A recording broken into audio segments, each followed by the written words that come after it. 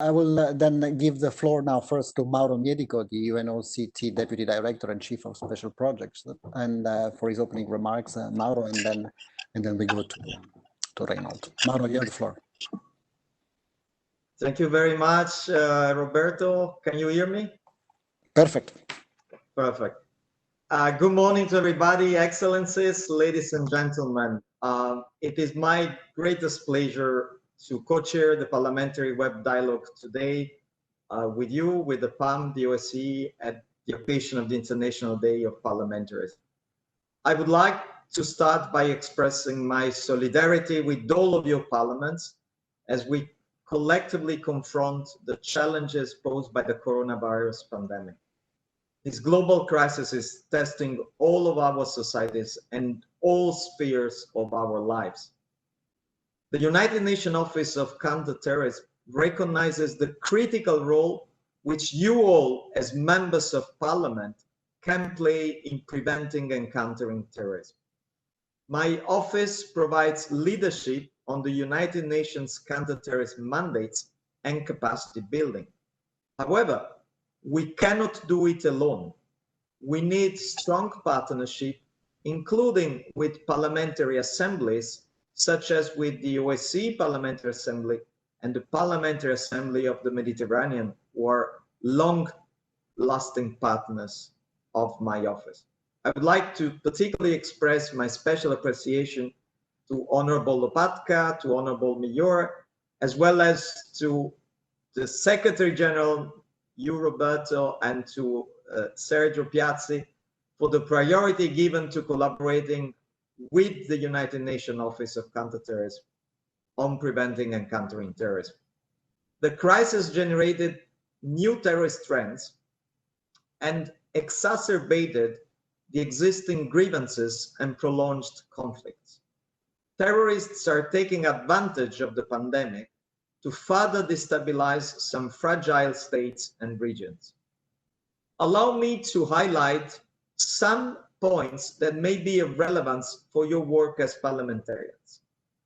First, the terrorist threat. There is clear evidence that organizations such as ISIL, Al-Qaeda, Boko Haram, Al-Shabaab, and the Taliban have all increased their efforts at taking advantage from the situation caused by the pandemic. Especially alarming is the situation in Africa. For example, reports note that attacks by terrorist groups in sub-Saharan Africa, which are affiliated to Al-Qaeda and ISIL, increased by 37% between mid-March and mid-April. Countries like Chad experienced its deadliest attack ever on 23rd March, with at least 92 soldiers killed by Boko Haram in Boma. The same terrorist organization committed atrocities in North Nigeria, killing more than 200 people just in the course of this month of June. ISIL militants also broke new grounds in addition to terrible attacks in Iraq and in Syria and Libya, with simultaneous attacks committed in Cabo Delgado, even further down in Mozambique. Second point, the propaganda. Several reports indicated that ISIL, Al-Qaeda, and their affiliates have significantly increased their online outreach to young people seeking to recruit more supporters. They have integrated the coronavirus into their propaganda, spreading also hatred and fear. The pandemic has even given a rise to a new wave of hate speech, especially from what we call right-wing or white supremacy groups, through stereotyping and stigmatization to racist and to xenophobic messaging.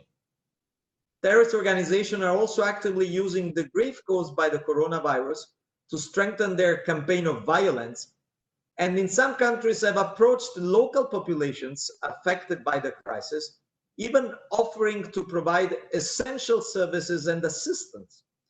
As the burden of the pandemic spreads further and penetrates in countries, especially in Africa and in Asia, the potential for terrorist groups to continue to exploit weak points to gain support and strength will likely increase. Parliamentarians have powerful tools in their hands to counter this phenomenon, explain the reasons for extraordinary measures taken by the government, contrast hate speech, and change the perception of the public. This is really an important point, and I would like to invite you to consider holding parliamentary debates on such issues in national parliaments. Of course, my office stands ready to support you. Third point, the states of exception. As we face an unprecedented crisis, many countries have had no choice but to invoke exceptional powers, and some declared a state of emergency in an attempt to stop the virus spread. However, some countries might use counterterrorism legislation and mass digital surveillance in ways that do not necessarily comply with human rights under the pretext of the pandemic response.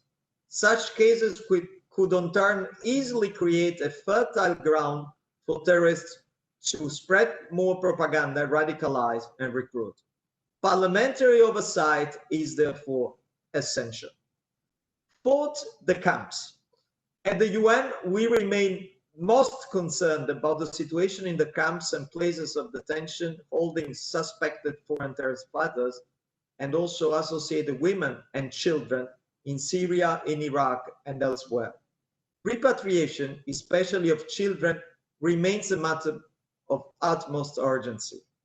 Travel restrictions impacted humanitarian operations and forced member states to put on hold the repatriation of family members of foreign terrorist fighters. But the situations in the camps is getting worse every day, and we must be aware that they represent ticking bombs. Fifth, the victims.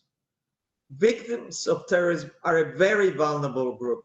The anxiety and stress which some victims of terrorism feel during the pandemic might activate the trauma from a terrorist attacks they suffered before. The UN Secretary General called the COVID-19 outbreak a human crisis that calls for solidarity. We must continue to stay in solidarity with victims of terrorism and support them throughout with all our joint efforts. Sixth, the budget. As a result of the current health crisis, the ability of governments, intelligence, law enforcement agencies to focus on traditional priorities such as counterterrorism has been undermined. And the global shutdown already now results in pressure on states' resources and reduction of counterterrorism budget. These will definitely negatively affect national and international responses to terrorism, as well as lead to the reduction of community activities and engaging with communities that are so critical for terrorist prevention. Seventh, bioterrorism. The COVID-19 pandemic has exposed a structural vulnerability to any form of biological attacks, as the devastating impact on the coronavirus on healthcare infrastructure and economies may act even as an incentive for terrorist groups looking to unleash pathogens of different nations. And the current crisis has unfortunately demonstrated that we are not prepared to such possible bioterrorism attacks.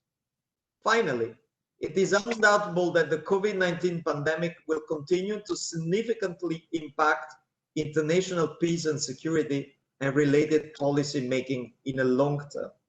This is a time where multilateralism is of essence. We look forward to a continued dialogue with you to build sustained partnership on counterterrorism and preventing violent extremist priorities, policies, challenges, and constraints in your countries and your region. Promoting peace and security and building resilient communities are really our shared goals. We therefore remain fully committed to building on this important partnership. Let me close by just convening to all of you the best wishes of the Secretary General of the United Nations for the International Day of Parliamentaries. He has produced a video message that I'm most pleased to introduce. We will hear the video message of the Secretary General as Mr. Secretary General Montella introduced it either now or after the speech of Honorable Lopatka. Thank you very much. Thank you very much, Mauro.